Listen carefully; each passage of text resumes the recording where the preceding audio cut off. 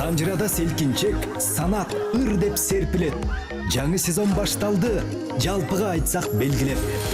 Тапшырма, суроо, жооптор таразалап эл билет. Ыр куржуну сөгүлөт, ырыстуу ырлар төгүлөт. Анда салам айтып мекенге, Санжырага төргө өт. Санжырада селкинчек, санжыргасын эл билет.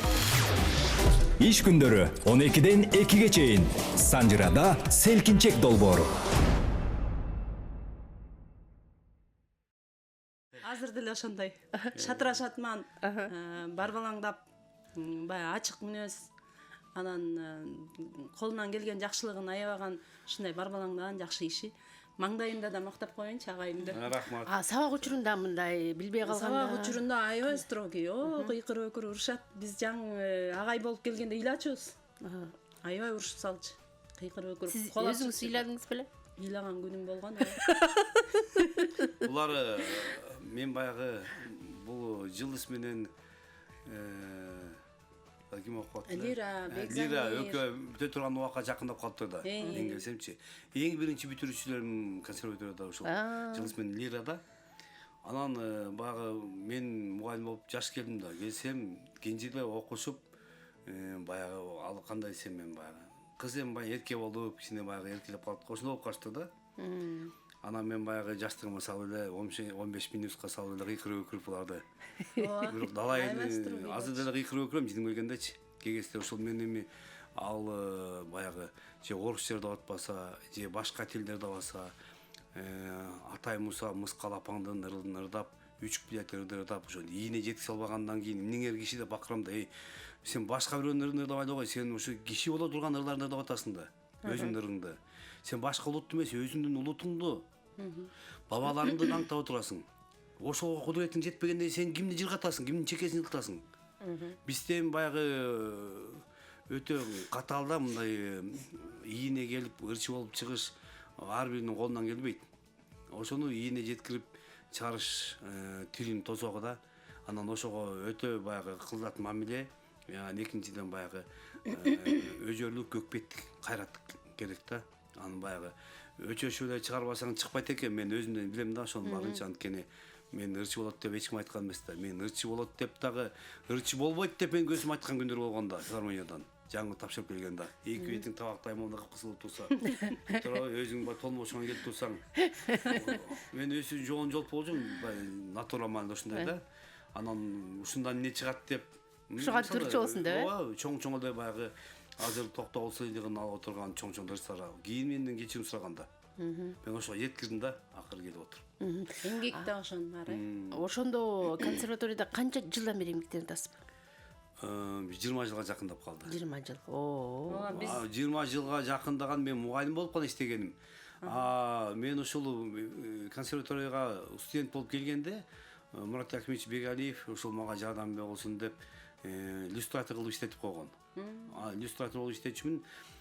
Ажигесте деген сон болчу да убакыт бир окошкадан, кассадан элин бар тизилип алып, стипендия алышчу. Анын биринчи мугалимдер айлык алчу.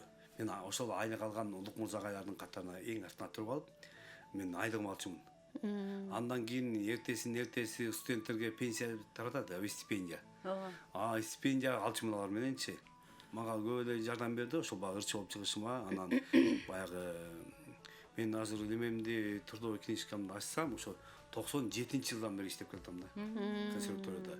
Иллюстратор болуп, анан кызматтар, мугалим болуп иштегениме 20 жылдын жүзү болот. 20 жылда канча окуучу тарбиялап чыктыңыз? Эми ар бир жылына 2ден баштаган башын түшүмдү. 2ден, 3ден, 4ден бүткөндөр болду, 1ден бүткөндөр болду. Ошону көбөйткөндө бир 70-80ге жакындап калды ошо. Эң сонун. Эң алгачкы окуучуларынан экенсиз жылдыз эже. Эң алгачкы бүтүрүүчүлөрүнөн экенсиз. Эң сонун. Келиңиздер анда программабыз жакшы менен баштайлы. Азыр кызуу даярдык жүрүүдө. Токтобек Асаналиев 50 жылдык мааракесине арналган жаз деп аталган концерт 22 20-сы 21. 20-сы 21. 20-21 май күндөрү Токтогул Сатылганов атындагы Улуттук филармониянын чоң залында сиздер үчүн ырдайт. Агайдын 50 жылдык сонун бир отчеттук ыр кечесине кош келиңиздер, баарыңыздарды чакырабыз. Концерт өзгөчө болот. Негизи агай 15 минус деп атпайбы, ошо 15 минусунда эле сонун концерттерди койчу эле го, өзгөчө концерттерди. Эми андан нары 30+ болуп калып, андан да сонун болот болуш керек деп ойлоп атам. Аракет кылабыз, буюрса баягы көрөрмандын дагы, угармандын дагы табитин бузбай, бабалардын салтын улап бир жакшы концерт бергенге 10 жылга жакындап кеттир өзүмдө концерт бербегениме.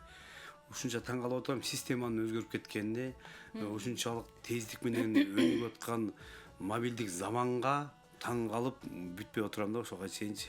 Анан эми баягы мурун жашоо баягы кичине жайыраак экен, азыр тездик менен бүтүп аткан убак экен да. Анан атадан алтоо болсоң да ал жалгыздык баштабар дейт. Бир тул бир өлөсүң да. Анан ошол ушинтип баягы араңарда отурган менен баягы толго келгенде сактадан өзүң тартасың да азабынчы. Ошон үчүн баягы режимин уктап, эс алганга аракет кылып, ырларын жаттап. Мен айтып коеюн, ушу концертте 98% десем жаңылбайм, бүт жаңырлар болот. 98%. Бир боог ачыгына ырда деп атышат болбой. Ушу боог ачыгын ырдайм. Визитный карточка. Ошого. Мен адам кылган ыр ошо да. Эми башын өзүн баштап берейин. Мен дайыма келгенде кыздарды сыйлап, тизгинди карматып койчу дем. Эми концерт жакындаганда тизгинди өзүм кармап турайын. Эң сонун келиңиздер да.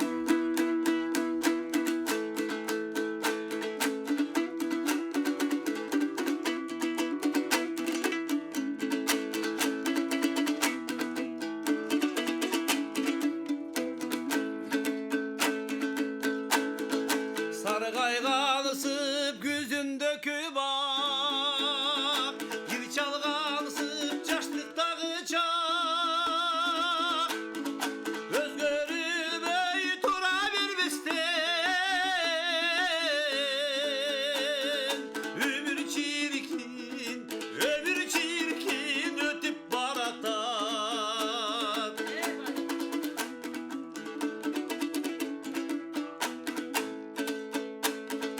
Nur balkıgan yaşlık çaktarım, idistikçü tandın atkanın. Yıllar ötse bilinmek direk, ulayganısıp, kartayganısıma varacak kadın.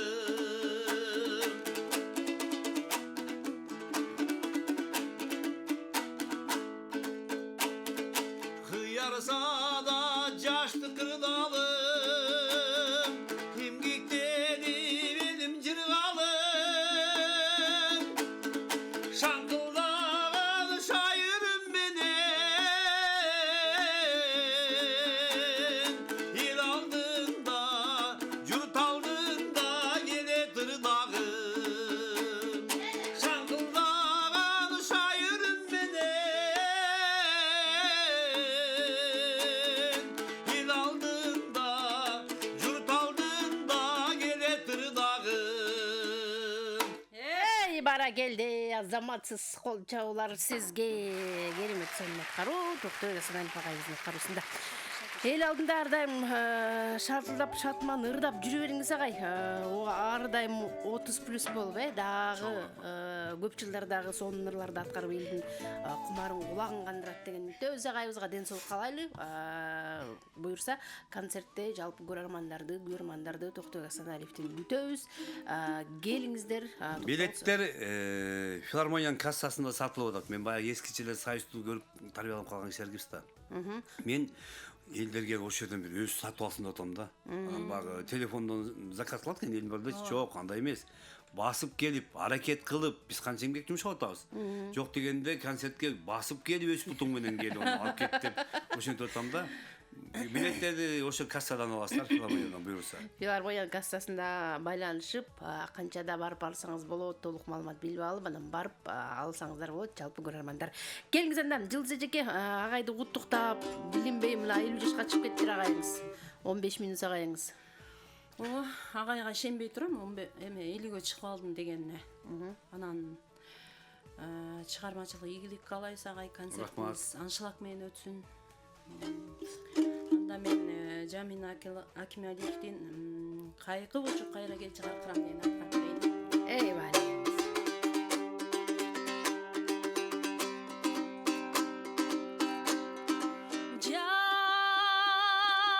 Жал көзүн жап-жаш элең анда сен жаз гүлүндөй жагымды элең жанга сен комуз элең кылта кылып гүлөнгөн чолпон элең балбалы жанган таңда сен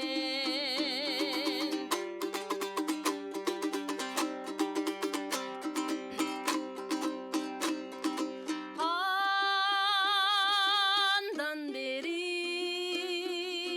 сан күн өттү арыштап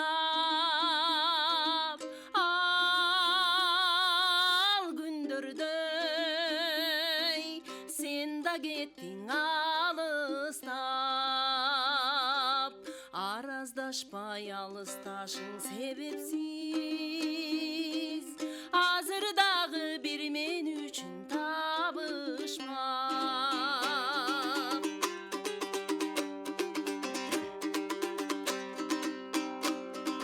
сен гүл болдуң бир жарык этип ачылган сен куш болдуң кокус колдон учурган кадырыңа жетер кезим ушул кез кайкып учуп кайра келичи каркырам кадырыңа жетер кезим ушул кез кайкып учуп кайра келичи каркырам кайкып учуп кайра келичи каркырам. Ey бара келди, кол чабалар сизге. Агайын сиздин. Ойлоп калам да. Биз студент болуп, окуп бүтүп, азыркы убакка чейин биз Улук Мурза Полотовдун окуучуларыбыз, биз Полотовский школабыз деп дайыма айтып сыймыктанып келебиз. Анан эми мен дагы бир 10 жыл талыкпай жакшы эмгектенсем, кийин Асаналиевский школа болуп калат окшойт. Ооба, буюрсун. Улук Мурза агайдын уландысы Асаналиевдин школасы болуп калат окшойт деп Кудайдан тилеп отурам. Караңызчы, кызын ырдаган эң сонун. Баягы менин кыйкырып өкүп, Эмгегиңиз накмет артканын ардын эмгеги ушу да. Мен жөнүндө баягы 25 минут болуп калган жокмун да, плюс болуп турбайм. Ошонун баарында силердин эмгегиңер бар алтындар. Ошондо бекерлик ыйлапсыз да жылсы же. Угарман бар. Ал ыйлаганыбыздын себеби мындай болду да. Азыр угарман калып кол азыр. Аны айтып бересиз. Саламатсызбы? Мазыр баштады селкинчек. Эсен байкем, кандайсыз? Кутман күнүңүз менен кош келипсиз. Рахмат, шүгүр жакшы. Сен сураганда эле билесиң, 5 апта ачып кетти. Ошондой болсун. Кандай балакайлар жакшыбы? Баары жакшы, келиңиз. Биринчи салам берсиңер, ден соолугуң үчүн болсун, өмүрүңүз болсун. Рахмат. Жакшы коноктор келип токтоо кеңейиз келген турбайбы? Ооба. 50 жашым менен куттуктайм. Гармонияда концертин жакшы ийгиликтүү өтсүн. Досумга да салам айтам. Токтоо келген сайын кызылыр туктелек бүгүн жаңырыларын эле угуп кол, Токтоо 50 жылдын туктап добушту жалаң айындарга берип кеттим эле бүгүн токтоо өтүп коюн, Рахмат Алмагүл Тунугаевке каалайм. Чоң рахмат, бар болуңуз. Чоң рахмат, бар болуңуз. Сизди куттуктады 50 жылдыгыңыз менен. Анан келген сайын кызыл өрүктү суранчубуз. Анан эми бүгүн байрамы болуп атпайбы, суранбай эле жаңырларынан өсүп калгандыр ырдап берсин дейт. Буюрса. Сизге бүктөп жеткизип койду. Саламатсызбы? Саламатсыздар. Кош келдиңиз. Доктурбек мырза, кош келдиңиз деп атабыз. Сизде кандайсыз? Мен эки талантка ден соолук, чыгармачылык ийгиликтерди каалайм, бийиктиктерге жете берсин. Рахмат чоң. Токтоктун 50 жашы кут болсун, көп жашасын, оорубасын. Бийиктиктерге жете берсин. Окуучусу Жылдызга да ден соолук, агайындай болуп, бийиктиктерге жете берсин. Аман болушун, көп жашасын. Чоң рахмат, айтканыңыз келсин. Кимге Алмагүлгө да ден соолук, Туну Кепир. Рахмат. Билеңмен аман болгой. Мен Бишкектен атым Доктурбек. Добушумден тиги токо алып жүрбөйбү, токо. Иниме карындашым өрүп койду. Рахмат, чоң. Добушум. Чоң рахмат, ушул добуш бергенде Көнү оңушкан өздөрү эле добуш бере беришет. Болбой эле бере беришет. добуш бергендечи ар бир добуштун тыйын төлөйсүңөр. Пикир Ошону эмес. айтып койчу мага. 15 рубль алсаңыз 15 сом берем. Анда кереги жок анда. Эфирге келгенде катышпайм. Азыр чыгып кетем. Кармаңдар. Сабар енді 15 мың демейбі, ә? Эң эле низкий сени коюп атасың. Кош келдиңиз. Мен Мен упайдан башка да бат алып берип атпаймын. Саламатсызбы? Ден соолуктар бөбөктөр жакшыбы? Жакшы, өзүңүз кандайсыз? Бердибек байкем, Токтойг агамдын ат башы деген шарчасынан чалып атасыз, Анан чөсүндө ат башын акыл шарчасына. Акыл шарчасынан кечиресиз. Таланттарды алып келсин. Айрыкча өзүмдүн иним Токомдун 50 жашын куттуктайм. Рахмат. Жылдыздын да чыгармачылыгын каалайм. Рахмат. Током эл артист болсун. Жылдыз эмгек сіңірген артист болсун. Рахмат. Чоң рахмат. Бербек Байкеңмен Токо. Оу, Анан мени бога чатамын ырларынан эле баштаган атам деп атпайсыңбы? буйрса. Үкөйүнөн ырдайсыңбы, ат башынан ырдайсыңбы? Үкөйдү, богачын өзүмдүн үкөйүн. Бүгүн ырдап кой, Болду. Эфирдин жүрүшүндө байке ырдап коем. Тоолгула чыгармачылыгыңар, талантыңар күчөйө берсин. Рахмат. Айтканыңыз Мен келсин. соолук каалайм баарыңарга. Анан Рахмат. добушуңузду. Ошону токама дейт. Токто эке. Ой, баракелде. Ай, рахмат. 1 сом кетти сизге. Сиздики 2 сом болду. Мага 2 сомдон бер, мен көрмандарыма 1 сомдон берип коем. Туурабы? Аңыз уятта. Алар убактысын коротуп, тыйын коротуп чалып атат, кээ соткадан чалат бакуштар. Бүт эле соткадан чалышат, телефондон чалышат. Бүт жетишип калбак барыбыз. Ошондо. Мен сизге деген упай андан тышкары бат алып берип атам. Ошон үчүн сиздерге 1 сомдон эле төлөнөт деп атасыз. Рахмат. Тамаша. Келиңиздер, программабызды улантабыз. Токтой агайдын жана эмне болуп ыйлаганын да айтып берем деп атасызбы? Айтып салайм деп. Ачылчы. Мындай болду да тиги. Башында биз Кенже Кубатовага туш болдук да. Кенже Кубатова анан баягы Токой экөөнүн 1-нчи курстан баштап 4-нчү курска чейин Кенже окут да. Школасы экөөнүкү бир да. Анан булар аябай күчтүү өтөт да вокалды, мындай высокийди да, низкийди дагы голосту баягы чоюп өтөт дегендей да. Анан турмуш шартка байланыштуу Кенже эжебиз кетип калды. Анан ортодо Майрам эжеге папал болуп калдык да биз. Майрам Дүйшекеева эжеге. Анан жарым жылча окудук. Анан биз баягы Кенже эже бакырт өкүрт жүрүп, анан мындай назик өткөнгө мындай көнбөй калып турубуз да. Анан биз Ороз Жумаевичке барабыз, агайга барабыз, Бигалиев агайга. Ошентип анан Токо айкен жумушка алышты, анан биз которулуп кеттик Токо айкеге. Өзүңүз атайын, Биз ошол Кенже Кубатовдун балдары бүт эле которулуп кеттик да. Которулуп кеттик, анан кичине бир аз Майрам эже баягы тарынып жүрдү, бирок өзү түшүндү да ушундай эме өтөрүнчү сабакты. Анан Токо айке жаңы келди бизге. Жаңы келип анан педагог болуш деле өзү айткандай кыйын да. Аз биз деле педагог болуп жүрбөйбүзбү, анан баягы кээде терпениясы жетпей кеткенде бизге кыйкырчу да. Анан биз баягы өзү айткандай аял кишинин кыйкырына көнүп калсак керек. Анан эркек кишиге баягы биринчиден сабак өтүп атканга бизге өтө катуу тийип, анан ошондон ыйласак керек да. Лира эже экөөбүз ыйлап жүрдүк биринчи башында, баягы биринчи семестрде, андан кийин анан көнүп калдык. Анан ойлонгон жоксузбу? Кайдагы жайдан ушу кайрап кетип калсамбы деген ойлор болгон жокпу? Башында ойлор болду. Лира эже экөөбүз чыгып алып мынтип шыгырашабыз, агайдан уруш жегендейчи, чыгып алып шыгырашабыз. Кетпеле деле кете берсек болмок экен деп кайрачы. Анан кийин кайра өкүнбөй калдык. Кайсыл ырды ырдабай калган учурлар болгон, мисалы, кайсыл ырда көбүнчө мындай элдик ырлар негизи татаал да. Анан мындай бир нюанстар да болот, ошолорду ала албай алган учурлар болот. Мисалы тоо башы булут түн өрүп дегенде ортолорунан бир сон бир нюанстар бар да. Ошолорду окшоштура албасаң, конечно, уруш жейсиң. бир балага айтасың да дейсиң, анан тапшырма бересиң да. Ошону аткарып алдыңа эртеси желиктеп алып келсе, сен анан тузун саласың да. Анан кээ кезде ошол жылыс айткандай кичинекей эле бир нотаны мындай ырдап койчу ушул жерин коостоп десең, ошону жасай албай калган жерлер болот да.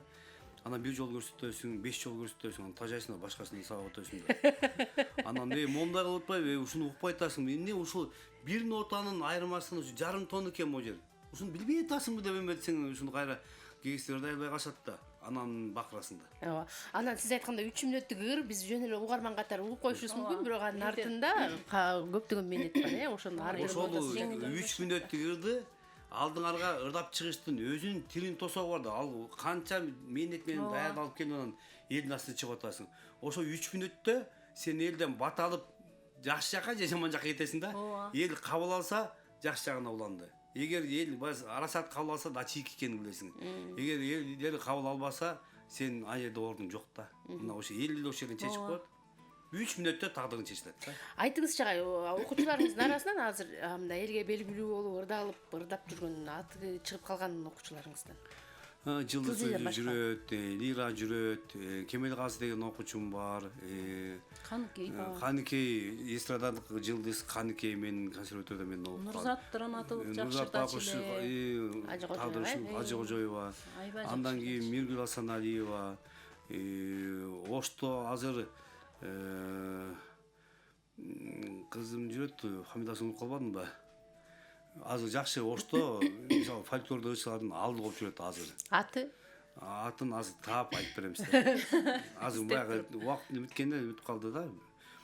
Миргүл Асаналиева, азыр Даражан деген кызым өсүп келатат. Гүлзайыр Сагынова, Санжар деген балам бар. Биякта Майсалбек деген балам бар, Болот деген балам бар.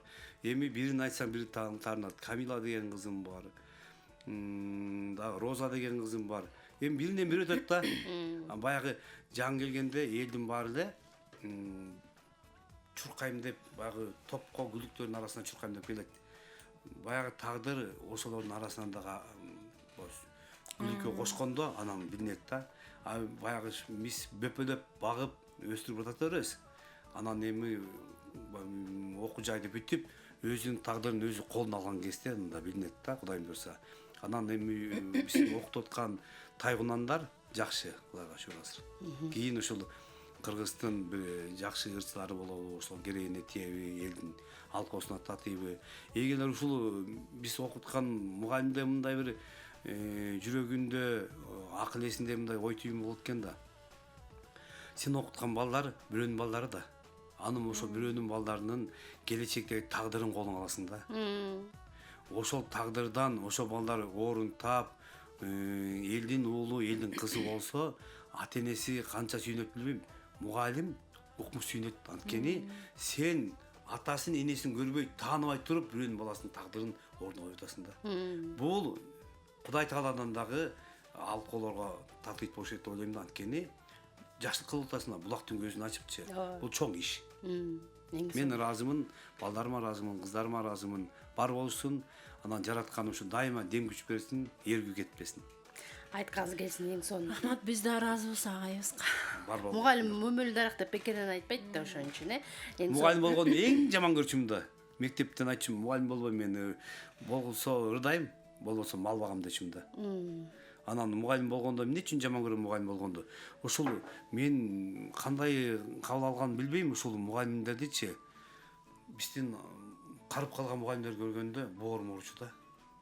Кээ кезде балдар сөзүн укпайт, балдар тентек кылат, балдар ат коюшат. Ар кайсында бир чеки, баягы жаш быстан ошол кезде ошондой экен да. Тентектик да. Анан баягы эле бир эле костюмчу менен же бир эле көйнөгү менен эле айда жүрө беришет да. Бакыштарчы. Анан ошон үчүн мен ошондой болгум келчү эмес да. Акырчы. Анан жараткандын белегин карасам, айлық болбосо алып келип ушул жерге мугалим болуп койдум. Мен болбойм десем да болбой. Улук Мырза агай, Мурат Акимович Бегалиевтер ошо жок, ошол жерде Улук Мырза агайдын жолун улай турган бир мектепке болуш керек. Ошол сенсиң деп алып келдим. Жаңы келгенде кетем деп да жүрдүңүз, Ооба. Улук Мырза агай болбой жүрдү. Баягы Токубай кеңер кетем деп атат эле, болбой жүрдү. Агай деп көндүрдү окшойт. Менден кийин мен канча жашамак элем, канча жүрмөк элем, мен жанымда жүр дайыма. Андан кийин Кудай буйрса сен дагы жолуңду уланта турган школа табыш керек. Анткени биздин кылып аткан эмгектин баары текке кетпеш керек, ошо уланыш керек деп агай акыл насаатын айтып, анан колуман кармады да. Эми ырчы болуп филармонияга кеткенде тиги башка оркестрде кетип ырдасаң жүрө бересиң, бирок мугалимдик эсептеген дайыма жакшы болот. Анткени ким мугалим болсо өзүнүн үнүн дайыма контролдоп турат депчи. Мугалим аларга сабак өтөсүң, сен баягы күндө ырдайсың, алар менен кыйкырып өкүрүп, дайыма сен тапта жүрөсүң. Ошон үчүн сага ушул керек деп мен сен айтып атпайсыңбы ыйладык депчи. Мен агайга канча ыйладым. Биз кичикесте бирөө конокко чакырып калды. Аякта бул кыздар конокко чакырып курсагыбыз тогузчу да. Илгери ал ушундай жокчулук заман болду 92-чи, 94-чү, 5-чи жылдарчы. Анан Арабаевдин кыздары конокко чакырып калды. Баарыбыз 2-3 бала бардык. Алар аккордеон менен, гитара менен популярдуу болуп калгандар ырдап атат. Мен агайдын тапшырмасын эч бускан жокмун да. Сен атайдын ырдайсың, Мусанын даанышманын ырдайсың, Жарокбекти ырдайсың. Башка ырды ырдасаң көзүңдү чукуйм дечү да. Анан ошол агай берген гана жолду чаап ошону гана ырдачумун да. Анан баягы ичкен жеген акташ керек да. Баргандан кийин курсагым тойгондон кийин анан кыздар ырдап бербейсиңби деп калды менимче. Анан мен дагы баягы кыйын боло калып, комузталып анан баягы эски ырлардан ырдасам керек. Кайсын ырдаганын билбейм. Же даанышманды, эсимдени ушун көбөтчү да кайчы. Жарокерди бирөөнү ырдасам керек. Анан элдин кабагы түшүп калды, настроениясы дейин бар. Анан жакшынакай отурушкан аккордеондор мененчи. Мен ырдасам деп элдин настроениясы түшүп калды мынтелечи. Анан мен айтат, жакшы айтып келсиң, бирок абышкалардай болуп кеткенсиң. Анан жерге кирип кетейин дедим өзүм чептеп. Той бүттү, ошо баягы барган мероприятиябыз бүттү окшойт, келип жаттым. Эртеси менен келди, агайга айттым, агай, мен мындай ырдабайм дедим. Мен кандай каякка ырдашым керек, мен муну ырдап депчи. Мен деген кечээ бар ушунду ырдасам деген. Кыздар айтты, сен абышкадай болуп ырдайт экенсиң. Жакшы ырдайт экенсиң деди. Жок, абышкадай болуп ырдайт экенсиң деп айтты. Ушунчалык жерге кирип кетейин десем, балам, азыр алар түшүнбөйт бул сен ырдаганыңды, сен стилиңди. Атай менен Мусанын жолу бош. Ошол алар салып кеткен жол бош. Сен ошонун артында кетип баратасың, балам. Эгер билсең, кийин сезесиң. Бул чоң жол. Бул бабалардын жолу. Алар сезбейт. Шылдыңдагандар кийин сага өзлөрү келишет деп. Сен деп мен кайра кубаттап койду да. Сен деген башка жол менен кетип баратасың, балам. Сен 3-4 ырчы болсо кыйын. Ошон бирөө сен болосуң деп. Далман таптап көкүрөнү кысып койду. Мага ошол дем берди, кайра ошол жол менен улап кеттим да. Үйүнө чейин алып барчу экен сиздерди. Кыйкырып өкүргөн эмес, капа болуш керек. Үйүнө алып барып жаткырып, агай тамак берип, курсагымды тойгузуп, Айнагүлдүн бир башында кайрыгы бар, Айнагүлдүн. Ошол Айнагүлдүн кайрыгын үйрөтүп эмчете албайсың да аны. Ал эми профессионал канча эметкен. Агай кечинде 5-6ларда үйгө барды окшойт. 10-дордо уктадым го, 4 сааттын ичинде Айнагүлдүн выступлениесин үйрөтүп, анан өзү текшерип өткөрүп алып, комнатасына камап койду мени. Экинчи этажына. Кетип калат. Агай фортепианосын канкылдатат. Жок болуп кетет. Уктап калды экен десем, кайра берип алды келет. Анан келет да, эмне кылдың гана дейт. Баягы чоң табакты коюп койгон. Патефон аны кайра жылдырып, угуп четип отургам да. Анан мен тынчып калсам кайра келет да. Бүттү депчи. Ал ошентип тилин тосогу менен үйрөнгөм. Ал мондай бирдеки сок.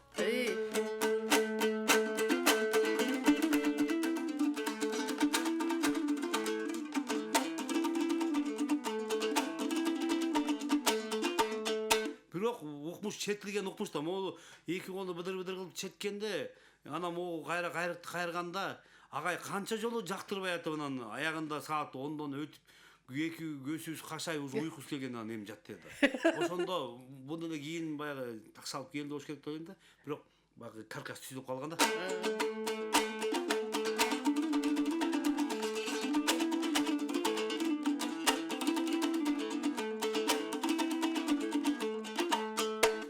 азыр рахмат ыраазычылыгымды айтам да агайга. Эң сонун. Ошол ырдырдабайсызбы анда келиңиз? Кандай? Эми азыр тап жок аны ырдаган үчүн атчалык болбосо тайчалык кадыр бар анын. Анда келиңиз башка ырга кезек берели. Кезек сизде агай. Анда соң угармандарды кабыл алабыз. 57-77-98 сандары байланышка чыгам десеңиз, анда да биз менен чогуу болуңуз. Көрүп жана аткан Санжира радиосунун Селгинчек долбоору. Кайдан көрүп жатасыз? НТС телеканалынанбы же Санжира радиосунанбы? Сөзсүз байланышка чыкканда кабарлап коюңуз. Ким кайдан байланышка чыгып жаткан кандай ыр болсун агай? Мен өзүмдүн чыгармамды ырдап берейин, Саадатым деген.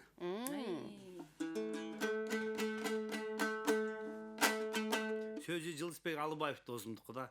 Анан мунун текстин өзүм жазган биринчи. Жазсам эле окшошпойт. Анан мен идеяны Жылысбек айдан келип калыптыр, анан айтып деп, "Чике, сөздүн автору сен бол."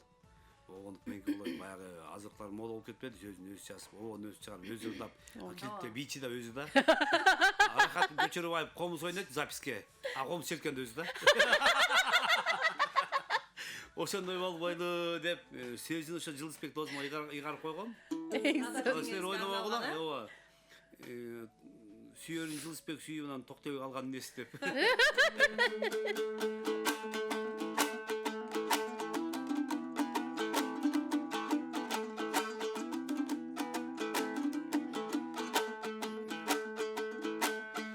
Süydüm men seni kağladım, sizimdin ıyık bağladım. San sulu kızdın içinden süyümdü sağan arınadım. Suy kaygan sulu maralday, süygödüm sensin Saadatım.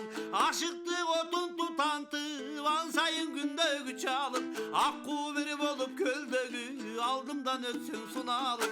Armansız ötörü bulcaşım, maksuyum geçse bulanıp.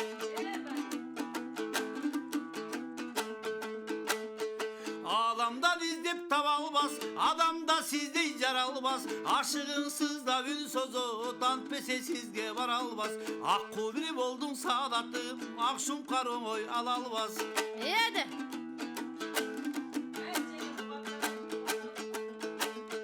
Dinettin mınça düğünede, degene sen de süydeve.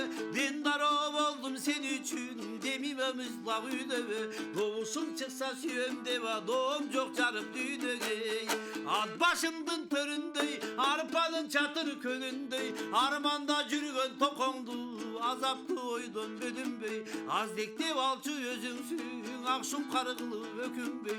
De tuğrasın aytam sözümdün, tapkanım sensin gözümdün. Turmuştu birge ulasak, tatlısı bolur ömrüdün. Tengilgen aytam rahmat, tazası bolçu göğüldün. Katınam Saadat altınım, tengim sen yalnız özümdün.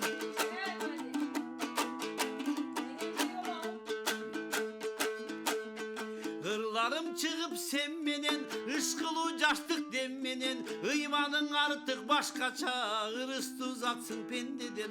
Işkıdar sendey suludu, ırdabay koyçu bembelem. Men üçün büyük sen boldun, makavat daira sel oldun. Mun kanıp kança gün öttü, mun aytpas külkü bel oldun. Meni var sulu kızlardan, men üçün yalgız sen boldun. Min sırlı calgan düğünede, men menen Saadat biri bolgun. Min sırlı calgan düğünede, men menen Saadat biri bolgun. Hey bara geldi azamatsız. Kol çağılar sizge. Неге сен деген тағына қалған айтам да.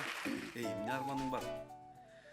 Ырға жасылып тарихта қалған, сенің атыңнан бір ыры жаралып тарихта қалып отырасың. Мұның өзі бақтылықта. Оода. Қанша пенде дүйнеге келіп кетеді, ыры жоқ атынан. Мен де өмір бойы ырдап жүрмін, мен үшін біреу арнап ыры жасты. Ырдап ошентіп, ырдаған жоқ та, тоқым қағылып кетейін деп тұрабы? Деп қалам да. Тура эле. Ооба, тура эле. Жегем кандай бактылуу, Бактылуу да. Оода. Өзүмдүн байкеме келип жубай болгон жегем кандай бактылуу. Азыр угармандар, ардактуу замандаштар, кыска жарнама түрмөк бар, андан соң улантабыз. Биз менен чогуңуз. Санжира радио. Санжирада селкинчек, санат, ыр деп серпилет. Жаңы сезон башталды, жалпыга айтсак белгилеп. Тапшырма, суроо, жооптор таразалап эл билет.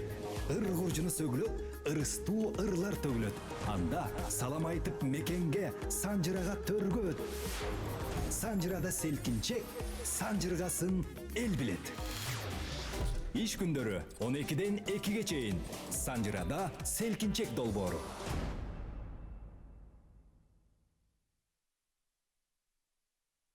Жаңы музыкалык саат ардактуу армандар, программабызды улантабыз. Көрүп жана угуп атканыңыз Санжыра радиосунун селкинчек долбоору. Алдыда убакыттарда 57-77-98 сандарын терип байланышка чыксаңыз болот. Токтой Гасан Алипагайыбыздын кароосунда керемет чыгарма жеңгебизге арналган сонун ырды угуп келдик. Эми угарманыбыздын пикири бар. Кабыл алып коюн, андан соң улантабыз. Саламатсызбы? Алмагүл, Алтынам, кандайсың? Жакшыбыз, кош келдиңиз. Кутман күнүңүз менен. Рахмат, бирге болсун. Сага биринчи ден соолук, ушун өмүр, үй бүлөлүк бакыт. Алмагүл, сага Акбермет сиңдим салам айтып атат, ден соолукта болсун деп. Рахмат. Анан экинчи саламды Токтобек, 50 жашың кут болсун. Чоң рахмат. Өмүрүң узун болсун. Балдарың сый урматын көрө кой. Анан Жылдыз кызыма ден соолук кызым. Рахмат. Сага сен бактылуу бол, Алтыным. Рахмат айтабыз. Айымдарга жүрөк ооруйт да. Сага ийлик, Алтыным. Рахмат. Ден соолук, узун өмүр, үй бүлөлүк бакыт, үйүңө береке, Алтыным. Рахмат. Бактылуу бол, каерде жүрсөң да бактылуу бол, Алтыным. Өмүрүң узун болсун, келечегиң кең болсун, бактылуу бол, Алтыным. Добушунду сага, Алтыным, мен кенжечең атынан. Сиздердин айдан болот. Чоң рахмат айтканыңыз келсин. Кошуна колондон бери сурагандан Жок, кошуна колун сурады. сурадым. Саламатсызбы, угарман бар. Добушуңузду Жылдыз эжекебизге каттап койдук, кенжеже келип туруңуз. Саламатсызбы? Алло, Кош келдиңиз. Алмагүл, кандай жакшыбы? Жакшы, өзүңүз жакшысызбы? Кутман күнүңүз менен. Мен Токого добуш берип элем. Алло, Оу, Токо кандай жакшыбы? жакшы. Мен балыкчылык эжең. Батмаже. Таныдым. Карачы, сиздер радиода кандай таанысар, мен да эжемди ушундай тааныйм. Жакшы эжеке, аман сенсизби? Токо 50 жылдың кут болсун, 50 жашыңа дагы 50 жаш кошулсун. Ден соолугуң чың болсун. Рахмат эжеке, рахмат. Өмүрүң узун болсун, иштеген иштериңди, ийгиликтериңди көр. Элдин сыйлыгы бол, такай. Рахмат. Көргөндө кубанып жүрөлү. Концерт аябай жакшы өтсүн, аншлаг менен. Келесизби концертке? Келесиз. Бакчыга барсам деп атсам. Болду, сизге даярда. Таптаяр. Я. Сизге таптаяр, билет таштап коем. Эжеке, макулуңуз. Рахмат. Билетти каяктан алам? Билетти туугандарга таштатып коем. Эжеңизге берип коем. Рахмат. Бар болуңуз. Чоң рахмат, байланышкан үчүн ыраазычылык билдиребиз. Батма эжеке, эми сиз үн менен иштейсиз да, окуучулар менен үйүнө кантип да тааныбай коесуз анан. Угарман бар, саламатсызбы? Кандай Алмагүл? Жакшы, өзүңүз жакшысызбы? Жакшы. Казбек мырза, кош келдиңиз. Мен добушун Токтобек байкеге коюйт. Чоң рахмат. Калайын, жакшы кула. Бар баягы сабыр. Бар болуңуз, рахмат. Ыраазычылык билдиребиз. Улар Добушуңузду. бир сом бербесе мага. Берем деп айттым го. Жок, мен уже калп айтып атасың. Келиңиз эми уланталы, Жылдыз эжеке, кезек сизде. Кандай ырды улантасыз? Анда мен Кадыр бүбү Төлөкованын Ак таңым деген чыгарманы улантайын. Төлөгөнова? Төлөковаго?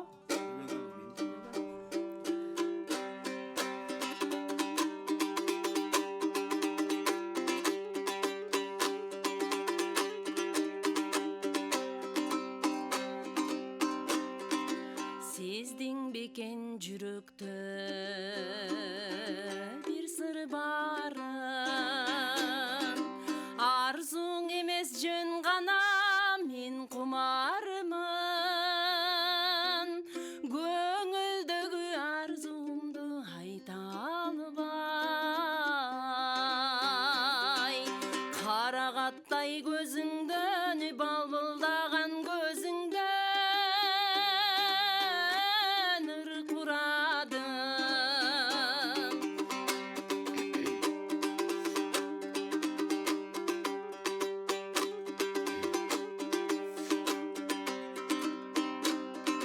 Күттүм эле сагынып келдиң беми, көңүлүмдөн кетпеди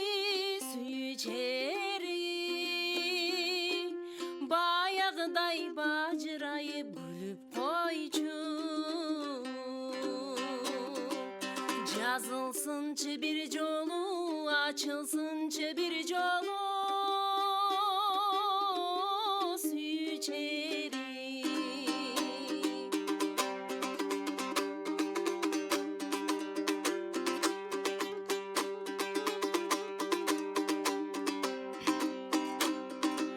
Ушул сезим жүрөктүн түнөгүбү, же жаштыктын жарк эткен илебиби. Атырдым мен аппак таңды өзүңдү ойлоп, берчи мага ак таңым, айланайын ак таңым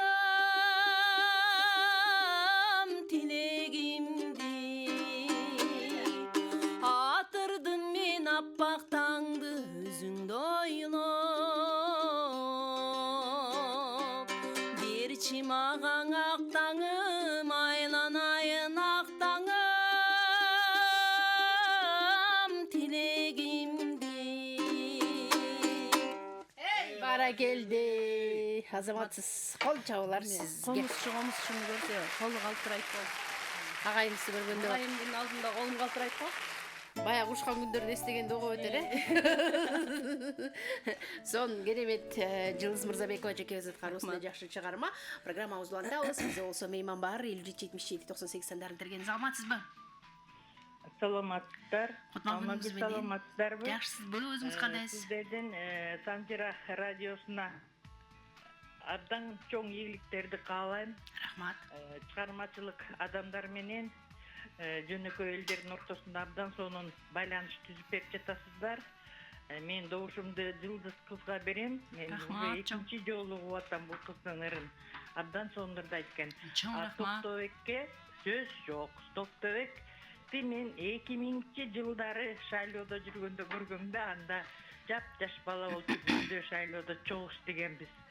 Азыр карачы кандай деңгээлге жеткенсиң, азаматсың. Ал кезде жаш болчусуң дегенде. Өнөрүңдү таштап салбай, бийик деңгээлге жеткирип, ушунчалык эмгек кылыптырсың. Табигат берген өнөрүңдү өстүрүп, дагы өзүңө окшогон көп балдарды, кыздарды тарбияла. Биздин кыргыз элибиздин нукура өзүбүзгө гана тиешелүү абдан сонун музыкалык кайсы чөйрөдө болбосун таланттар абдан көп да.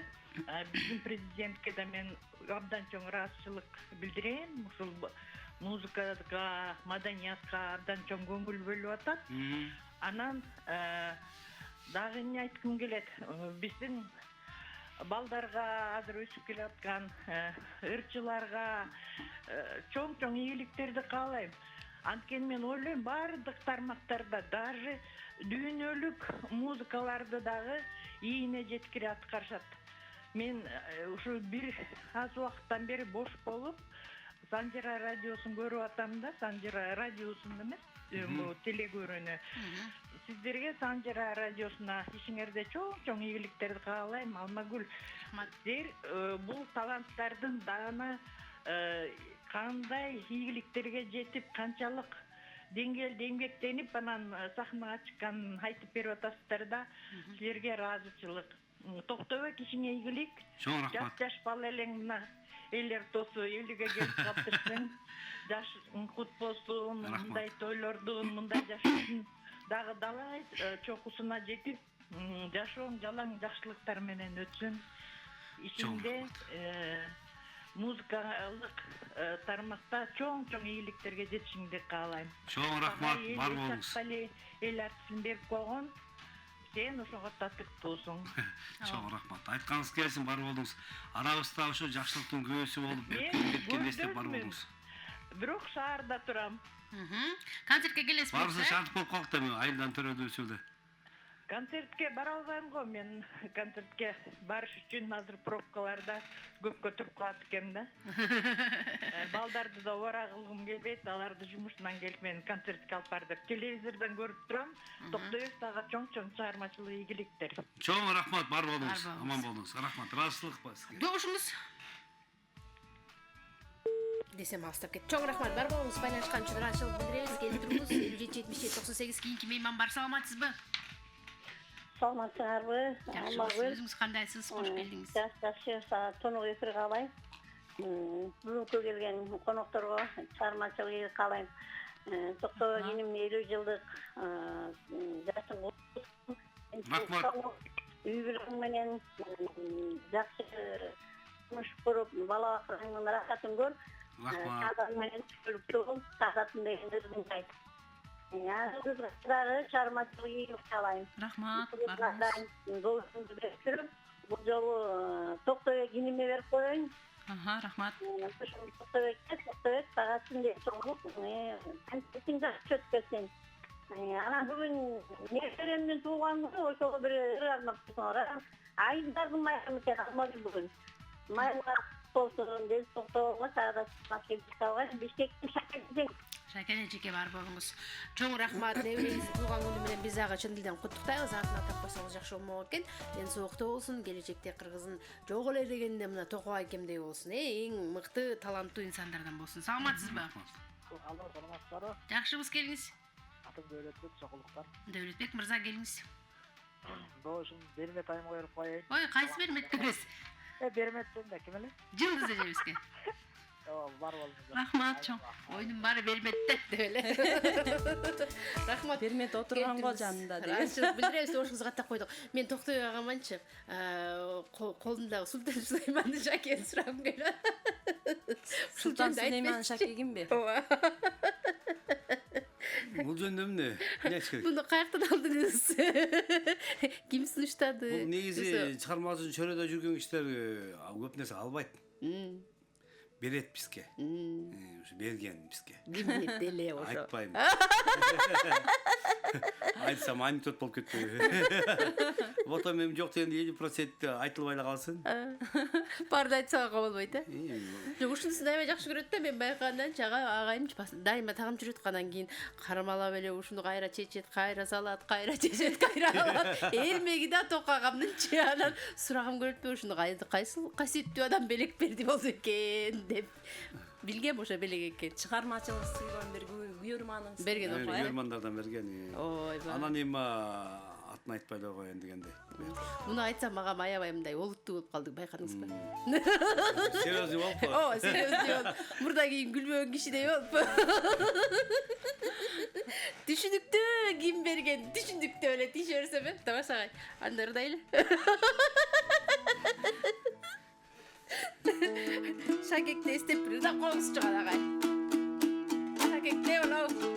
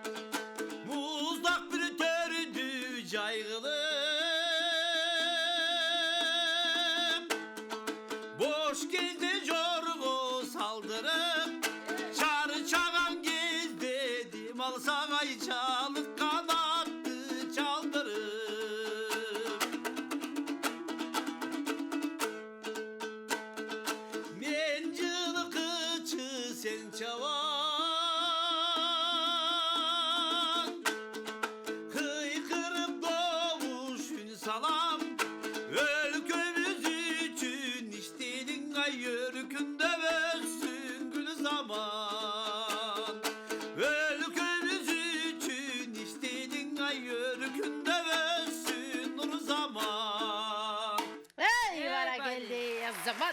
кол жабылар сизге. Рахмат. Ушулар жанымда отуруп күгү чаап турса.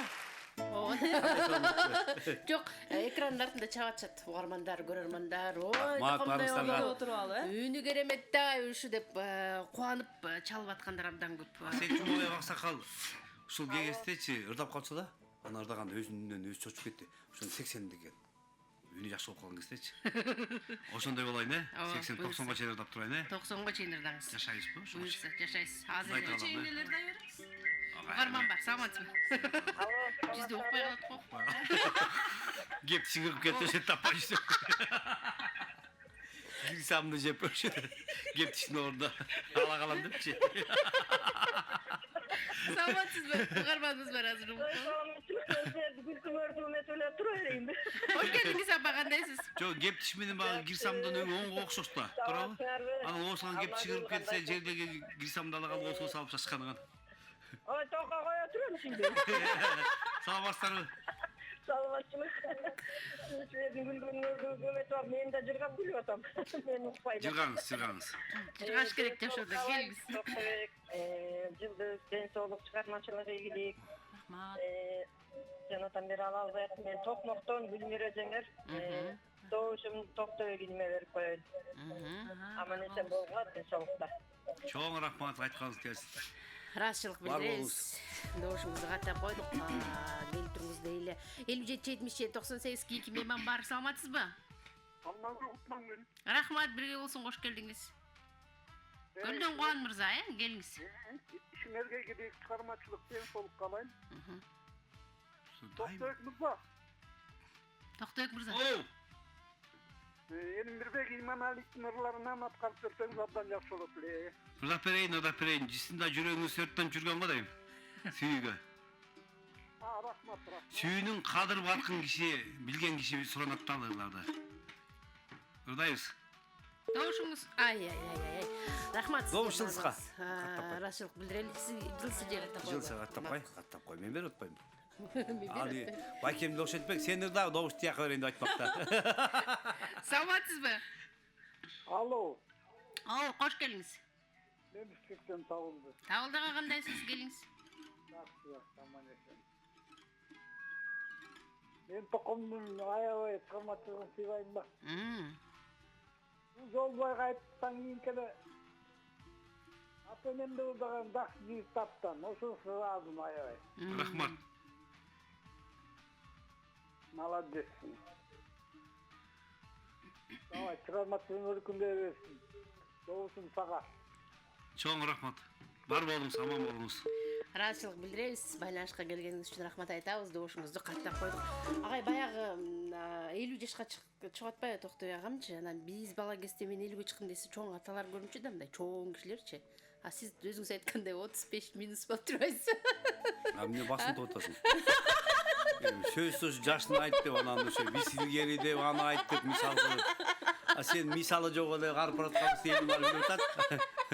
Анткени эртең туруп сакал-пакалын караганда агарлап калганын көрүп, Жаш элесиз агай. ошондо мен жаштыгыңызды айтып атпаймынбы? Жантайды иштейм да. Ошондо Жантайдын 53-төгү чак экен, сакалдын тегинен көп ак экен деп. Бирок карыганда аксакал катар көрсө, балдар жапжаш толуп турган убак экен да. О, да 50. Толуп турган. Эми кайраттанып, шаттанып, жашоодон баарын көрдүм, эми кыйратам деп турган убак экен да. 50ге чыккан кары эмес. Кары эмес, ошол айтайын деп атам. Акылы жетик болуп калган жаш жигит десе болот. Жетилип калганбы? Жетилип калган. Еще переходный возрастка келдик ал. 60-та келе переходный возраст. Аны чыгып көрөлү айтабыз. Ошол убакка аман болсо, Кудай буйрса. Мен сизге өтүп Балким 70-теdir, 75-теdir балким переходный возраст. Врачтар айтып жүрбөйбү? 70-80 экен переходный возраст. Мен Токтой балким 70-те переходный возраст болоруна ишенем. Мага көз салып, бирок анда силер эле баспай аласызбы? Жок. Кепил болуп. Жок, анчалык барбайбыз. Сизге караганда жашыраакпыз да. Тыңыраак тура тургула. Кеп сөзгө албайчы. Тамаша агай. Кептиш кийип дегениңизден эле айттым, жашысыз деп эле. Ушунчалык ушунча дух менен каткырсак, тиги кырып кетсе билбедикпи? Үчөөбүз күч чакырса. Ыргыбайт агай. Сарсына болбоңуз. Жвачкамен жабыштырып коебуз. Келиңиз Жылдыз эже. Кезек сизде. Анда мен Нурак атабыздын сага деген чыгармасын. Эй, бали.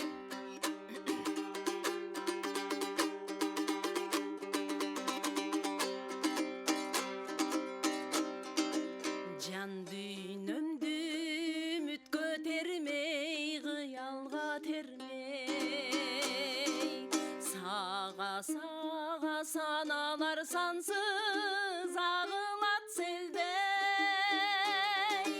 Карап карегим талып издесем да, бүт дүйнөдөн таппадым сендей, көрбөдүм сендей.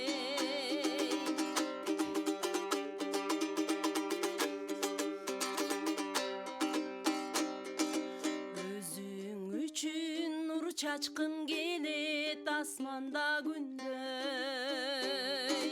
өмүр бою өзүңдө бир дайым чарчоону билбей.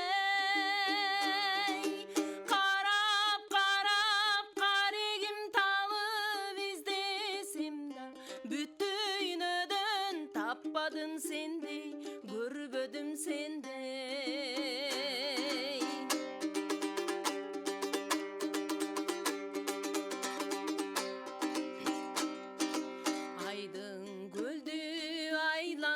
Учкан айдарым желдей, сендей жанга көз арткан көптөр эч тынчтык бербей.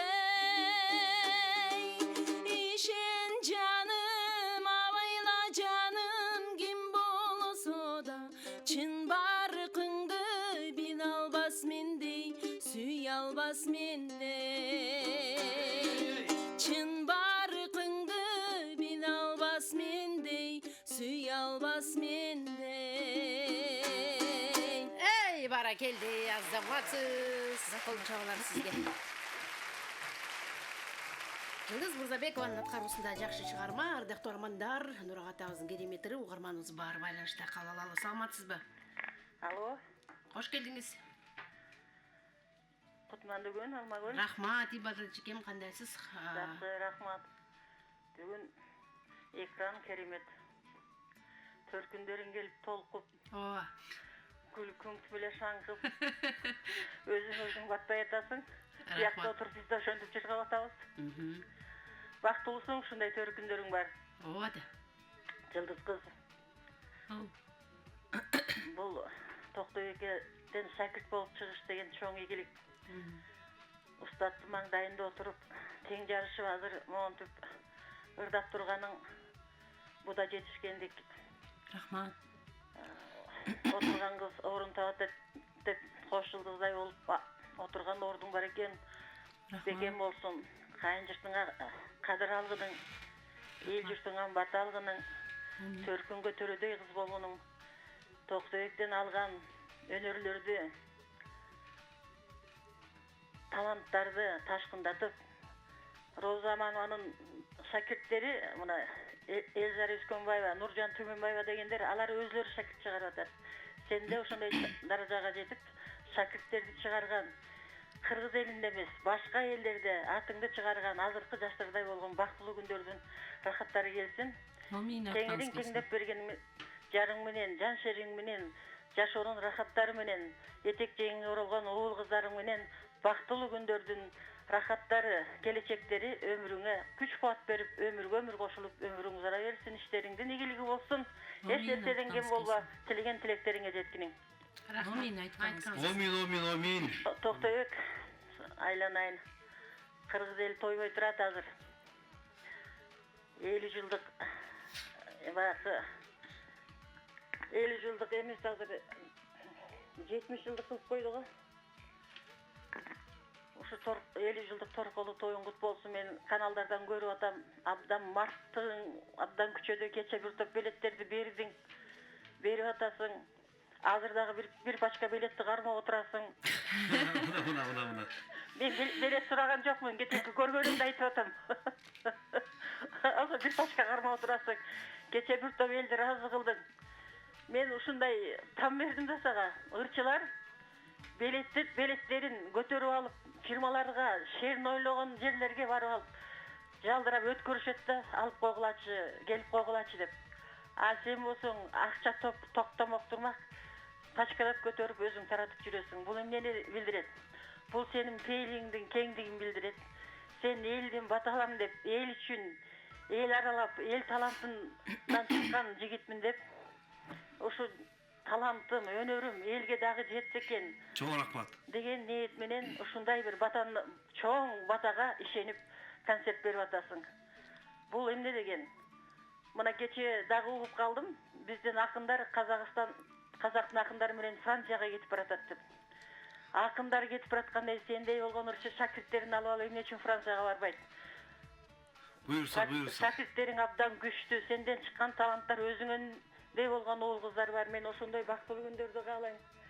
Концертиң аслант менен өтсүн. Чоң рахмат. Айтканыңыз келсин. Элдин батасы келсин. Быйыл буюрса жыл сеники, эл артиси келет. Мен ага ишенем. Эл артиси деген наамдар келип, Элмирбек Муса Атайлардын ардактары Жөлөк Таева ошолордун ырларын ырдап атасың. Элмирбек көз өтсө дагы эмгектин баатырын алды, ошондой бактылуу күндөр келсин. Мамбет Мамыкеевдин 100 деген жашын берсин. Чарчабагынын, уттурбагынын убактыңды ар дайым эл астында ак батанын ичинде болгонуң ниеттериңе жет. Уул кыздарыңдын келечегин берсин. Алмаштын жеңесинин бактысы чоң экен, сендей уулга жар болгон. Колуңду муздак сууга салдырбайт, иш кылдырбайт, абдан жакшы карайт. Илгерки мугалимдердей бир костюм кийбей, костюмдарың аябай көп, национальный костюмдар. Күндөп кийип чыккының. Костюмдар жыртыла берсин, костюмдар күзгө жетсин, өзүң жүзгө жеткиниң. Чоң рахмат эске. Кийимиң абдан көп, көркөмдүү, жарашыктуу, өңүңдө кичине азып калыптыр, катуу даярдыктар болуп атыптыр. Мен сага кааларым өмүр. Чоң рахмат. Ак булактай агып турсун. Тамчырактай күйүп турсун балам. Эч нерседен кем болбо. Тилектериңе жете бергин. Айтканыңыз келсин. Айтып калдыңыз. Сөзүңүз курмал болсун. Ушу Санжарадан келип 2 билет таштап коюмуз, алып кеттиңиз 2 кишиге. Жаңгыз барбаңыз. Балекетиң алайын, жөн эле кой. Рахмат, мен билет сураткан жокмун. Просто оюмду айтып атам да. Болду. Бар болуңуз. Чоң рахмат. Чоң рахмат. Үчүн ыраазычылык билдиребиз, жакшы сөздөрүңүз үчүн. Рахмат айтабыз, келип туруңуз, ыраазычылык билдиребиз. Агай, 50 жаш деп калдык, эртеден бери айтып атпайбы? Эми дагы 50ге чык буюрса депчи. 50 жаштагы сүйүү кандай болот экен? Ырлардан урам сурагым келип атат. 20 жашта, 30 жашта эми башкача. Аны ар кандай түшүнүшү мүмкүн. Эми сүйүү дегенде, сүйүү балдарга өтөт экен, сүйүү деген мекенге, эн атаңа, эл журтка өтөт экен да. Анан эми бир гана ой бар да, ушул шерменде болбой, бала чыкканын чоңоюп атканын көрүп, кадырлуу Куда сөөк болуп, бала чыккандын алдында менин атам деп дайыма сыймыктанып жүрсө, анда өткөн сүйүү барбы? Сүйүүнүн баары ушул бала чакага, эл журтка, жерге жээкке ушул ырга өтсүн, ырда жашайлычы. Сүйүү деген ырда да. Эгер ким жакшы көрсө ыр жазсын, ким сүйүп калса ырдан чыгарсын. Баягы көзүмдү оюп алам деп суктанууга акым бар деп кубанычдап калат го. Ошондой болуп бизди ырдан тапсын да сүйүүнү. Эң сонун келиңиз анда кезек сизде. Суранып атышат. Элмирбекти айтып кетишти.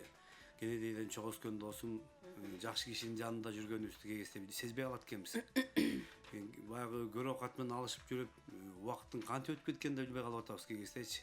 Ар бир секунд, мүнөт, күн, саат ошол убакыт бир күн кеч кирип күн батса, төбөлүккө баракка, төбөлүккө ошонун баягы жабылат экен да. Эртең башка күн, башка убакыт, башка саат да.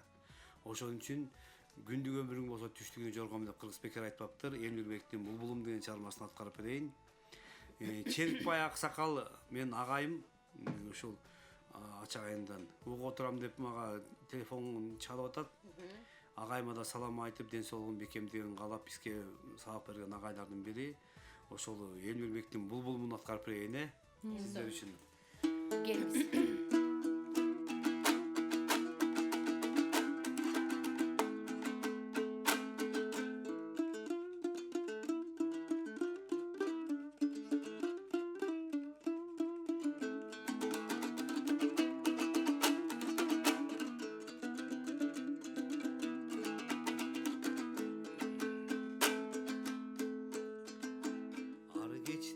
ар таңда боздоп сайрап азгырып сезимди козгоп сайрап бир булуп келет күндө жүзүрүчүң алмабак болжоп сайрап ал шактан адашып күгүм калган ар шактан алмадай сүйүм калган ал сүйүм булбул айланганды ашыгын издеген үрүлү таңдай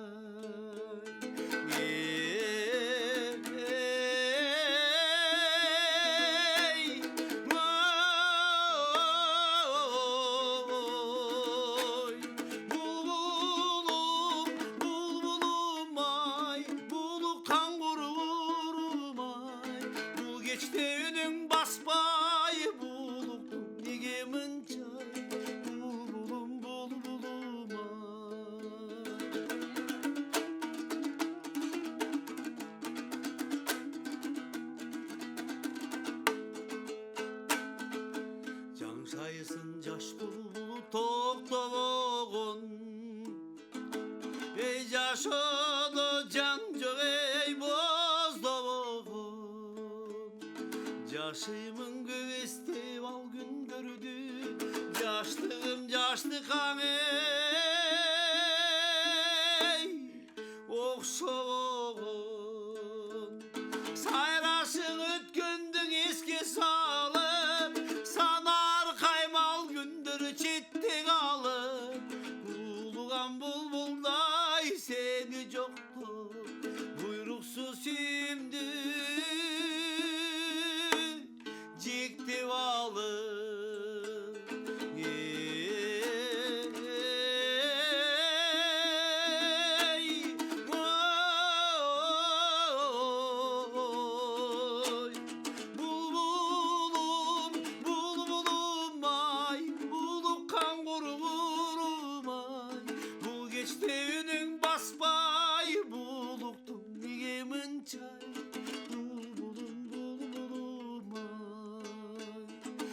Geçtiğinin basbay ey buluktum nigemin çay bulbulum bulbulum bulbulum buluk kangurum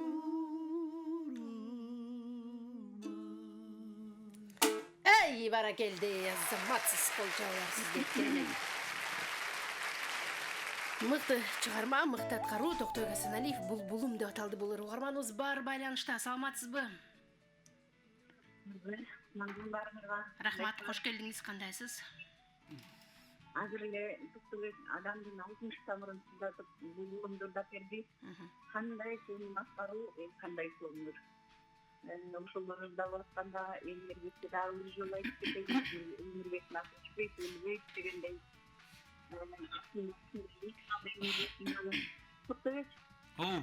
Eli yaşındaki olsun. Rahmat.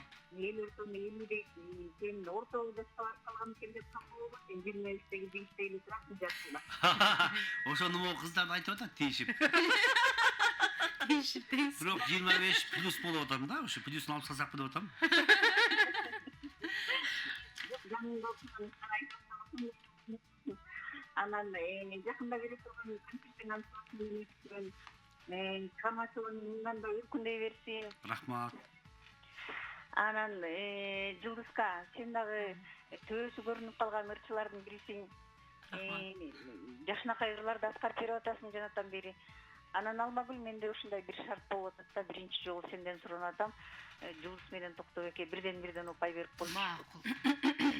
Рахмат. Чоң рахмат бар болуңуз. Аты жөнүңүздү толук айтып койсоңуз жакшы болмок. Кайдан байланышканыңызды, дошуңузду каттап койдук. 2 талантка бирден упай мейман бар. Саламатсызбы? Алмагүл, кандай жакшы болду кетейин. Жакшы, өзүңүз жакшысызбы? Кош келдиңиз. Жакшы. Бүгүн чыгайын деп ойлогон жокмун, менин тиги балдарым менен кыздарым келип калган. Октек, уулум.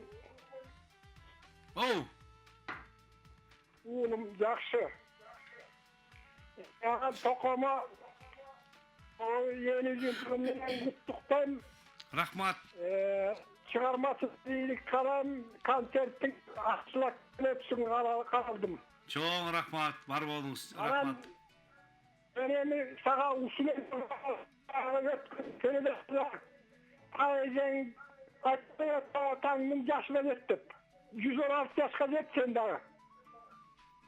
Oşalı yestip anam oşalım batası kalm olsun deyip ben de bata öğretim. Омин. Amin. Омин. Anam Yıldız kızındağı жақсы çıkıp kalan ıstardım biri. Bunu жаңағы Kırgız suruq ola şonda o ırgaysa.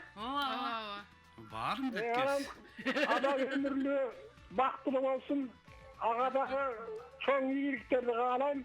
Amin. Ağada çıkarmasılık bolsun. Чоң рахмат. Рахмат айтканыңыз. Ana men kargan kişimin 70-80'ge çıkıldak olan kişimin. Anam böyle karıştıkla vergende keyle kakıl yapatken geçe kakıl yapkaldım. İbadatты қолдап koyasın деп bir айтқаннан. Anam benim ibadattın жаңағы Kırgız Respublikasına Kırgız Respublikanın eğertisi ol degenine men ayaya koşulam da koşan için ben çıkıp kaldım. Makul emin doğuşum ököne tengene bir koyam ökö menin baldarım eken. Макул. Бүгүнкү күндү исключение кылчы. Бар болуңуз ата. Рахмат. Чоң рахмат ата, бар болуңуз. Айтқаныңыз келсин, эл артисин алыңыз. Кошосуздар го? Ооба. Макулбуз барына. Барына. Урушасыз да айтып кошпой койсом дагы. Саламатсызбы? Келиңиз. Кутман күнүңүз менен.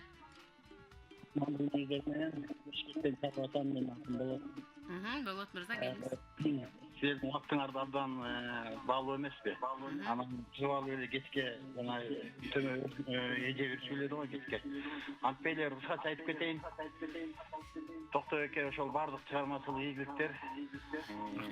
Эгерки биздин Муса Атай Казыбектердин жолун жакшы улантып келаткан жигиттерден, Кыргыздын көзгө басар жигиттеринен Кудай буйрса келечекте бардык наамдарды алсын, эл артисти, мамлекеттик премияларды алсын дегендей.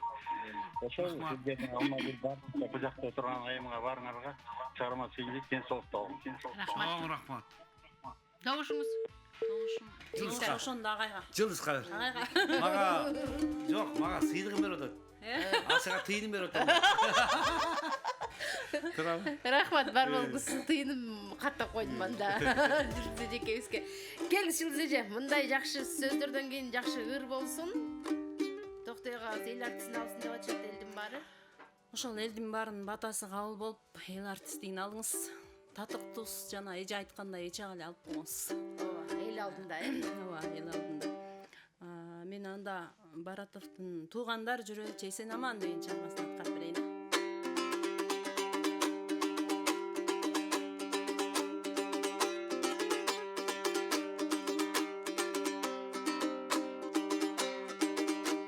Билбедим жаздын жайга айланганын, айлана көп көк чөпкө байланганын. Билбедим жумуш менен алек болуп, билбеп мени балдарымдын ай торологонун, билбеп мени кыздарымдын ай чоңойгонун.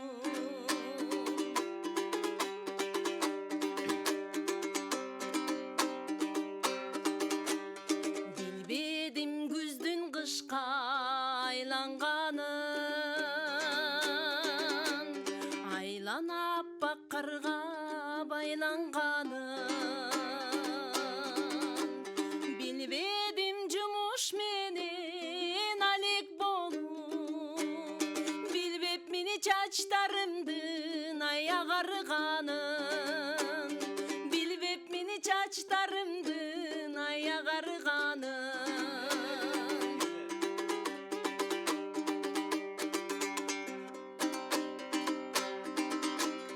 Балдарым жакшы өссө дейт ар бир адам,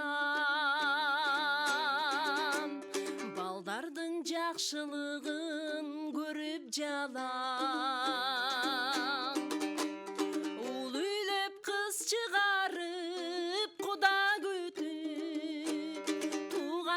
жүрөн ай сен аман. Эл журтум жүрөн ай сен аман. Эл журтум жүрөн ай сен аман. Эй, азаматсыз кол чабуулар сизге. Ырда айтылган сөздөрдүн баардыгы кабыл болсун. Тилектешпиз. Ар дайым элде болсун, эл ичинде бизде болсун деп бекер айтпайт го кыргызда. 57-77-98 программабыз жыйынтыктарынын аз эле мүнөттөр калды. Байланышып жетишип калыңыз. Саламатсызбы? Саламатсызбы Айланайын, Алмагүл чоңойдуңбу? Жакшы, рахмат, кош келипсиз. Тунук эфир каалайын. Кызыма чыгармачылык ийгилик, ден соолук каалайын. Рахмат. Токтобек болсо көрүнүктүү балам иши. Менин улуу балам да 50ге чыкты. Куттуктайбыз. Анан добушум Токтобекке. Анан Алмагүл Айланайын, сага бир суроо берейин, жооп берип коесуңбу? Мен көчөгүнү баа Кубатка ырдап койбодум беле? Анан билетти каяктан алабыз? НТС телеканалына келип алып кетиңиз. Атыңыз ким эле, апа? Атым Айтбүбү. Айтбүбү апа. Эртең саат 16:00 чейин келсеңиз болот. 7-кичи микрорайондо. Менин балдарым барса болот. Мен агыстамды багып үйдөлөм. Болот, келе бериңиз. Эмнемди берейин? Паспортпу же? Балдарыңыздын өзүн эле жиберип жибериңиз, биз билетиңизди берип коебуз. Ооба. Анан ушул номурда аяк алтымыш ушу менен сүйлөшүп анан коем, Макул апа. Болуп турам, ошону сурап алайын дедим эле, болуп турам да. Бар болуңуз, рахмат, ыраазычылык билдиребиз. Кече Кубат Тукешев концертине билет таштап кетти эле, ошол сурап атат апабыз. Рахмат айтам. Анан эртең балдарыңызды жиберип жиберсеңиз, сөзсүз беребиз сизге билетти. Мейман бар, саламатсызбы? Алмагүл, саламатсыз? Жакшыбыз, өзүңүз жакшысызбы? Жакшы. Ben size Toktobek'e kalayıp koyun degem. Жакшы болот. 50 жылдык юбилейиң кут болсун. Рахмат. 50 жаш жүзүн жарымы 50ге чыккан карыбы дейт. Ооба да. Сен Токтобек жаш боюнча жакшы молодец, аябай сонун ырдайт. Талантыңа таажим. Рахмат, айтканыңыз келсин. Мен да жумгалдык, сен мага күйөө ала болосуң. Кагылып кетейин кайнеже дегендей эле. Ошо кайнежең чалып атат. Ден соолукта болуп, ишиңде ийгилик болсун. Айтып атпайбы, наамды ал деп ошол наамдар буйрусун. Рахмат. Ошого жетишип, ушундай эки эмеге тең, өкөңөргө тең таажим. Чоң рахмат. Жылдызга дагы, Токтобекке дагы. Ошол Алмагүлгө сөз жок, Алмагүл молодец. Рахмат. Мен кошмо эжеси болом, МТС артында жашайм да. Эң сонун эжеке. Бар болуңуз. Келип туруңуз биздин үйгө. Баарыңар аман болгула, бай болгула, бар болгула. Ден соолук каалайм. Айтканыңыз. Динара эжеңер. Бар болуңуз, Динара эжеке. Кошуна экен, биз келип туруңуз биздин үйгө көп-көптөн бар болуңуз. Рахмат айтабыз. Кабыл тилектериңизди кабыл алдык. Дагы бир угарманыбыз бар. Саламатсызбы? Кош келдиңиз, биз сизди угатабыз. Алло, саламатсыздарбы? Саламатсызбы? Менен Мореке Током менен Жулдузга.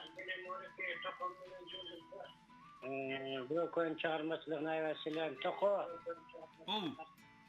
Каражан мен Алтынбек Магаш Темирбек мен. Киммин дедиңиз? Мен Алтынбек Магаш Темирбек. Темирбек кандай, жакшысызбы? Жакшы кубатым.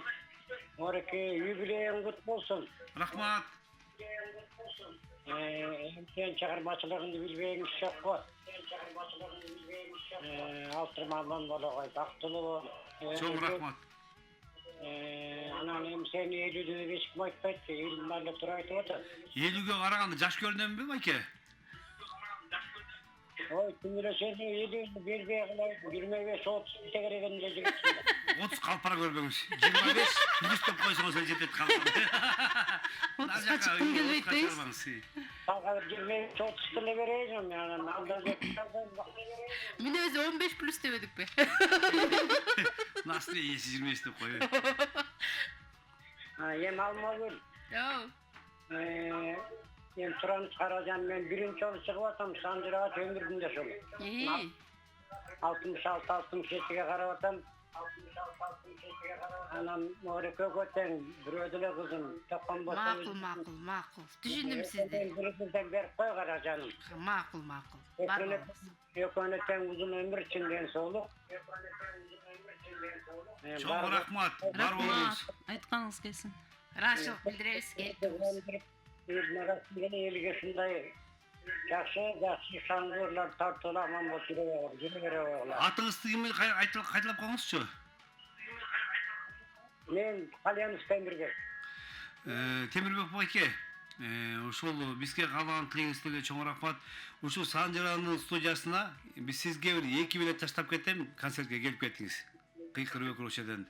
Аны ошеден кол алышалы, учурашалы. Максулай рахмат. Ушул жака Алмагүлгө чалып алып алыңыз билетиңизди. Биздин Алтынбек Калянов ырчы агайыбыздын агасы турбайбы ошондой?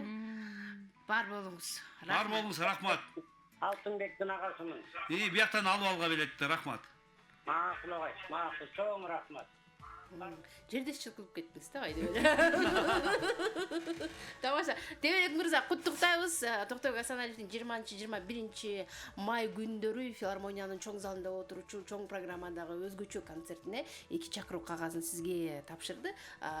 Бүгүнкү күндүн эсебинен соңку угарман болуп байланышка чыкканыңыз үчүн жакшы беле күтүп алдыңыз. Концертке келип көңүл ачып кеттиңиз. Билетти НТС телеканалынын имаратынан келип алсаңыз болот. Ага Токонбаев 46 Даригинде 1 кабатта жайгашканбыз. Токтобек агай, бүгүнкү күндө алдыдагы 1,5 саат аралыгында өтүп кеткен 1,5 саат аралыгында угармандардын баардыгы сизге өзгөчө тилектерди айтышты. Сиздин 50гө кыйбай турганын айтып атышат, 25+ деп айтып атышат. Мен айтып атам, мүнөзү 15+ деп. Себеби жаш баладай агайыбыз өлө мындай мүнөзү сонунда өзүнүн мындай келбетиндей мүнөзү. Бабыраңдап, барбалаңдап, мындай сонун бир керемет адамсыз. Бар болуңуз. Бейлигини сонун адамдар. Биз илгери студент кезде эртең экзамен дегенде агай үйүнө эт салып койчу. Камыр менен барып жеп алып, анан эртең экзаменге даярданып келгиле деп анан тамак курсагыбыз тойгузса анан кетирийчи. Ошондой киши да өзү. Ооба, ошондой көрүнүп турат агайдын мүнөзүнөн, сүйлөгөнүнөн.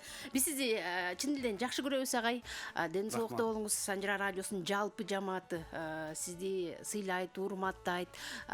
Санжара радиосунун угармандары да сизди жакшы көрөт. Угармандар айтып атат, биз документ тештирилген эл артиси деген наамы болбосо дагы элдин алдында эл артиси деген өзүнүн наамы бар. Биз сени жакшы көрөбүз деп атат. Демек, ал күн дагы жакындап калды деп ойлойбуз. Наам келип биз дагы кубанып ушул элдин алдында сүйүнчүлөп кубаналы, куттуктайбыз, урматтайбыз, сыйлайбыз. 50 жашыңыз кут болсун. Дагы 50 жыл жашап кыргызга кызмат кылыңыз. Жакшы чыгармаларды, жакшы окуучуларды кыргыз маданиятына кызмат кылсын деп, мыкты окуучуларды жылы жемдей болгон тарбиялап чыгыңыз. Ден соолукта болуңуз, оорубаңыз. Кудай буйрса 21-inde, 20-сында биз концертке барып ошол жерден сизди кубаттап коштоп турабыз. Санжаранын жамааты бар болуңуз дейли. Жылдыз эже, сиз дагы коштоп коесузбу? Кабыл тилеңиз айтыңыз. Биринчиден Санжара радиосу сиздерге чоң ыраазычылык билдиребиз, эл менен бизди көпүрөөк кылып байланыштырып атканына. Экинчиден агайыма ден соолук каалайм. Рахмат. Берекелүү узун өмүр каалайм. Эки дүйнөдө бактылуу болуңуз. Сиз ошондой жанагындай бир жакшы ниеттериңиз менен, жакшы пейилдериңиздер менен ушундай бир жакшы нерселерге жетип жүрөсүз, жакшы ийгиликтерге жетип жүрөсүз. Ийгиликтериңизди дайым биз менен бөлүшүп келесиз, окуучуларыңыз менен. Агай, анан эме Алмагүлдөн суранат элем, экинчи агайым менен чакырбай жүрчү.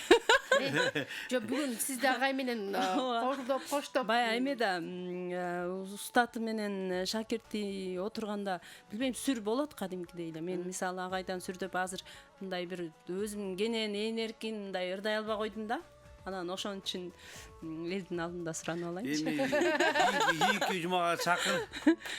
Анан ошондо ачыласың Кудай. Буйрса. Ошо сизге ийгилик, 50 жашыңыз кут болсун. Анан бая бир ырда бар го, мен сизди 50 жашка кыйгым келбейт деген, ошондой бир 50дөй көрүнбөйсүз. Элдердин батасы кабыл болсун. Чоң рахмат. Чыгармачылык ийгилик каалайбыз, концертиңиз аншылык менен өтсүн. Кудай буйрса ошондой жакшы эфирлерде жолугуп жүрө берели. Айтканыңыз келсин, ушул жараткандын көп күнү бар деп ойлойм. Дагы ушул сиздер менен, ушул эл журт менен көрө турган ошонун баардыгына чогуу жүрөлүк. Кудайдын талам мага каалаган кеңестерди өзүңүздөр да берсин. Эң негизгиси ден соолук бекем болсун. Агарып аткан таңды, кызарып аткан күндү көрүп, жакшылыктын көп күнүн көрүп, бала чаккан чайын ичип, өсүп өнгөнүңдү көрүп, бала чакканын жакшылыгын деген ушу экен. Сен өлбөстүгүңдү даңазалай турганда бала экен да. ооба Бул дүйнөдө сенин кылганыңды баягы өзүңдүн кесибиң болгон ал башка нерсе. Табигатта, турмушта сен ордуңду толуктап, орун басарларың алып келип жайгаштырып кетиштин өзү сен өлбөстүгүң экен да. Сен өлбөстүгүң бул тукумуңда. Ошон бала бакырган жакшылык өргөн. Бала бакырган өмүрүң узун кызым дайым. Анан дайыма жакшылыкта жүргүлө алтындарым. Ала тоодо тынччылык болсун, элибиздин пейили кенен болсун, курсагы ток болсун. Ар бир үйдө комуздун күйүүсү жаңырсын. Ак калпак өйдө илинип турсун дайыма. Желегибиз, кызыл байрагыбыз желбиреп турсун. Мен азыр кубанычтамын. Кыргызстандын болгон булуң бурчунда кандай жерге барбасын жаңылануу бир өнүгүү жүрүп атат да. Баягы баарысын жаман нерселердин баарын бузуп, жаңы зданияларды салып, көчөнүн баарын тазалап, биз эмне кылып жүргөнбүз деген бир жашоо келет да, ичинде. Ой келет да. Анан ар бир ишке жакшылык каалайбыз. Жаңылануу, жаңы заманда жашаганга ар бирибизге ниет буйрусун. Бар болуңуздар, аман болуңуздар. 20-21 майда филармониядан барыңыздарды күтөм. Эргүү каалап дем бергениңиздерге чоң рахмат. Бар болуңуздар. Кудай буюрса, ардактуу угармандар, аз күн калды. 20-21 май Токтогул Сатылганов атындагы Улуттук филармонияда бүгүн ыр майрамга тойбой калгандар Токтобек Асаналиевдин чыгармачылыгын кенен таанышып, дагы жаңы чыгармаларына, жаңы обондоруна күбө болосуздар. Жаңы программадагы чоң концерт болгону 2 гана күн филармониянын кассасында билеттер сатылып жаткан учуру, ошол жака келип билеттерди алсаңыздар болот. Кудай буюрса, биздин жамааттагы Жылдыз эжемдагы ошол жакта болуп, биз агайды колдоп коштоп турабыз. Анан май айы майрамдарга бай ай дегендей май ичинде концерттер көп экен. Биз агайдын да концертине Кудай буюрса барабыз 20-21 күнү. Анан 19 май күнү Актала таланттарынын Арба кыргыздын артуулугу деген концерт өтөт чоң программада. Ал концерттен түшкөн каражат биз атайын бир кайрымдуулукка жумшаган турабыз. Анан ошол концертке мен Алмагүлгө билет таштап кетейин. Өзүң күйөрмандарга, татыктуу күйөрмандарга таратып койсуң, Макул. Чоң рахмат. Концертке келиңиздер. Чоң рахмат. Баары концерттен жолуган да, жакшы. Концерттен жолуган. Рахмат, келип туруңуздар. Көргөнүңүз НТС болсо, укканыңыз Санжира радиосу болсун. Атым Алмагүл, сиздер менен коштошом. Эртең кайрадан эфирде амандашкан чакта жакшы туруңуздар. Ал эми билеттерди биз Санжира радиосун уксаңыздар, оюндарда ойнотуп сиздерге белек кылабыз. Санжирада селкинчек, санат, ыр деп серпилет. Жаңы сезон башталды, жалпыга айтсак белгилеп. Тапшырма, суроо, жооптор таразалап эл билет. Ыр куржуну сөгүлөт, ырыстуу ырлар төгүлөт. Анда салам айтып мекенге, Санжирага төргөт. Санжирада селкинчек, санжыргасын эл билет. Иш күндөрү 12-ден 2-ге чейин Санжирада селкинчек долбоору.